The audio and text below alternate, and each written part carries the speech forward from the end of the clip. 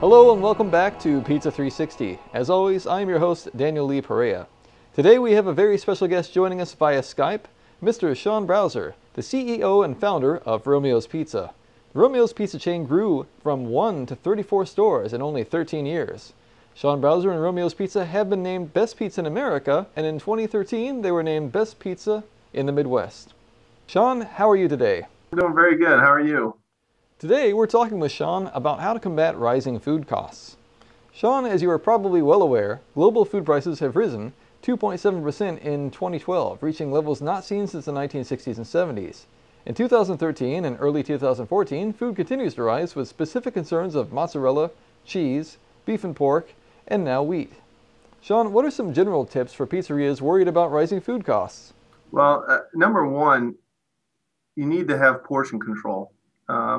You need to know exactly what you're putting on your pizzas. So, we actually weigh everything. We measure the sauce, we weigh the cheese, and we weigh every single topping. So we have a chart that shows how much we want to put on each pizza, and hold our people accountable to weigh every pizza. It adds a little bit of time to the pizza making process, but the 10 or 15 seconds it takes to put it on a scale pales in comparison to either over topping a pizza or under topping a pizza, which is also not good. What can they do besides raising menu prices? Well, I think the most important thing is, raising prices is always a scary thing. In fact, we just went through we raised prices effective March 1st. And it's one of those things where everybody kind of has a panic feeling. Nobody's going to order from me anymore. Customers are going to be mad. I'm going to have to explain it. And the reality of it is every price increase I've ever taken, nobody notices. Nobody, literally. And it ends up being a non-event, and you end up finding ways once the food costs come down to make more money. So it's important for pizzeria owners to consistently and constantly raise prices. We need to raise the bar as a group as to what the value is of pizza. I mean, pizza is one of the biggest value items in the entire food industry. You can feed an entire family for $20 and on a couple pizzas and a salad, and you can't do that at McDonald's. So raising prices isn't something that we should be afraid of. It's something that we should embrace and not be afraid to do it. Portion control then is obviously the second most important thing, is making sure that you know exactly what's going on in your pizza. We do a nightly inventory on our key items. We inventory cheese, pepperoni, wings, pop. We count all of our sodas, to make sure that each night they tie out to what we sold. Because theft is a big problem as well. And you lose a couple pizzas to theft, or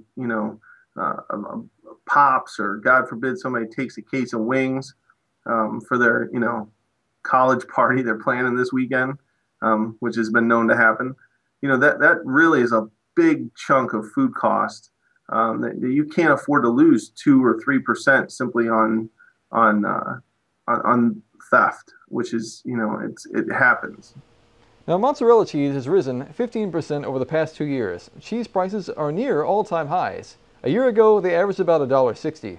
Last week, prices closed at $2.22 on Monday and Tuesday, $2.23 Wednesday, $2.28 Thursday, and $2.29 on Friday. Given that cheese is perhaps the key ingredient in pizza, what are the ramifications for pizzerias given that their key ingredient keeps rising in price? Well, again, it is the scary part.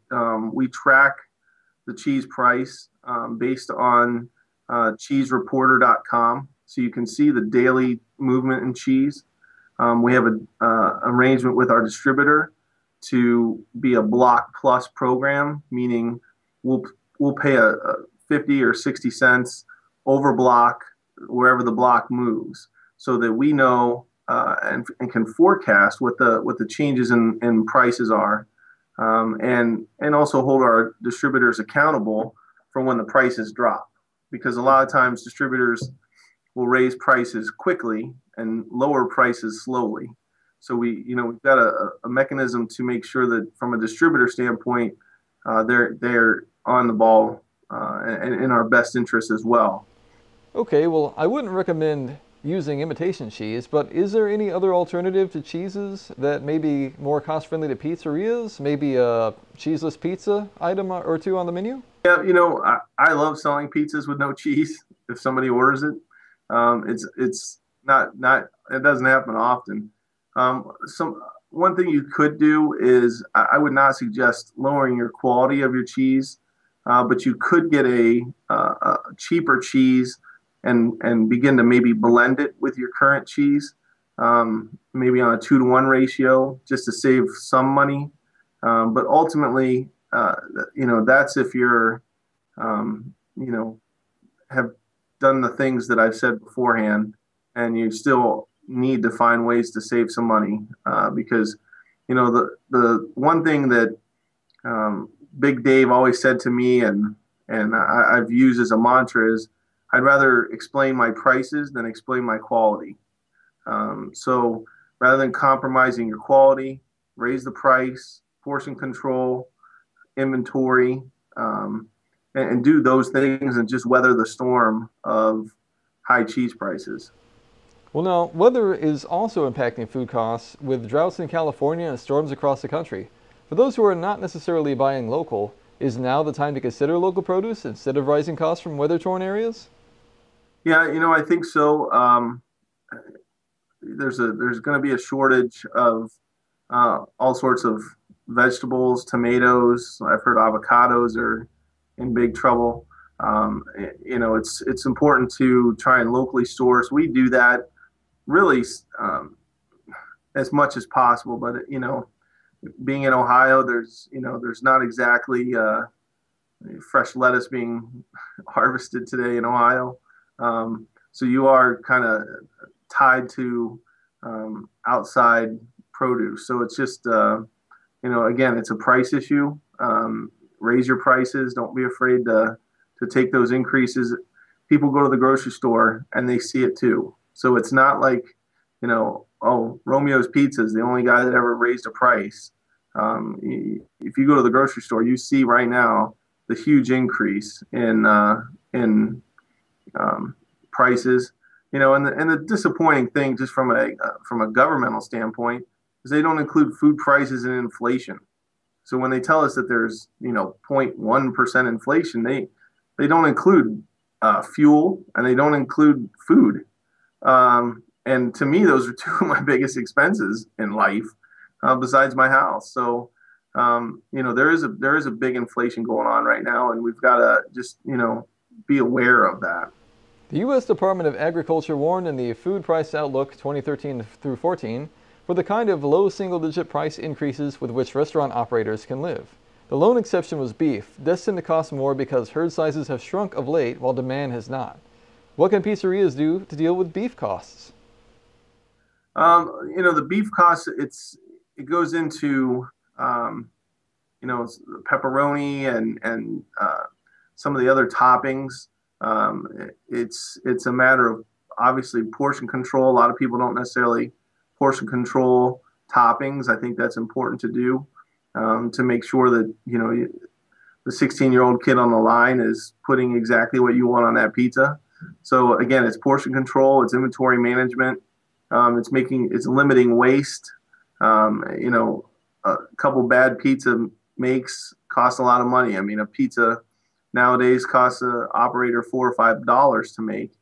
So if every single person, you have 8 people working and they all make one mistake, it's $40 a day. And, now you're talking about $1,200 a month of real money, just in one mistake a day. So finding ways to eliminate mistakes, double checking the orders, fixing mistakes rather than just throwing them away. Those are some things you can also do to truly save money. Well, that's all the time we have for this week. Thanks once again to our guest, Sean Brauser, for his insightful opinions and advice. If you're interested in becoming a Romeo's Pizza franchisee, you can visit romeospizza.com and click on the Franchise tab for more information. You can visit us online at pmq.com, follow us on social media, and sign up for our free weekly newsletter. For Pizza360, I'm Daniel Lee Perea.